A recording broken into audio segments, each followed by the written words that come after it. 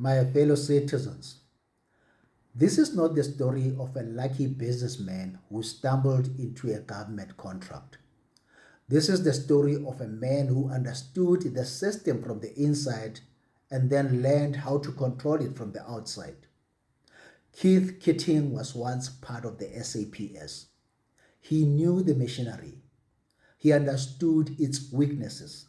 He knew the people. And when he left, he didn't walk away. He came back much stronger.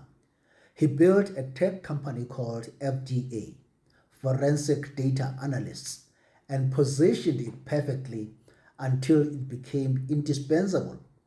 A single private company controlling mission critical systems of the SAPS. Let that sink in. Firearm permits, evidence management, forensic systems, the very backbone of criminal justice. And then in April 2018, just after midnight, something unprecedented happened.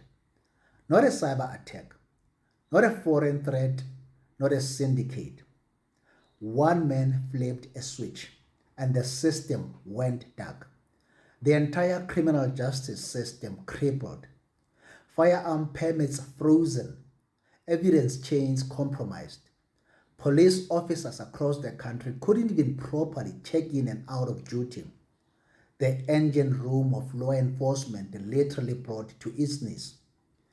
Keating did what no criminal, no syndicate, and no political faction has ever managed to do in South Africa. This wasn't chaos. This was control. Keating held the country's criminal justice system to ransom just to demonstrate what he was capable of doing if the police didn't pay an outstanding invoice of almost 11 million rand. A multi-billion rand web of contracts, monopolies, kickbacks, corruption, money funneled through dealerships and offshore accounts exposed in a Scopa hearing. And yet, 8 years later, no accountability, no recovered funds, no decisive justice. Instead, just silence. There was very little coverage by both mainstream and social media. All the headlines were focused mainly on Khomotso Phahlane, covering up white crime again. This is one of the most dangerous breaches of state security in the history of this country.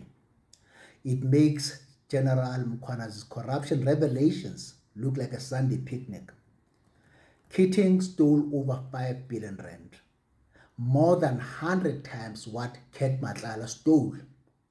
Yet no inquiry has been established and no thorough investigations were conducted. This story forces us to confront an uncomfortable truth that power doesn't always wear a uniform and corruption doesn't always look the way we expect it to. Today, we watch the Matlanga Commission, see arrests made and scandals unfold. We hear about fraudulent tenders, about rogue police generals, about systemic failure, but none of it exists in isolation. These are not new cracks. They are symptoms of an old disease, a system that has been compromised for decades, quietly, strategically, and deeply.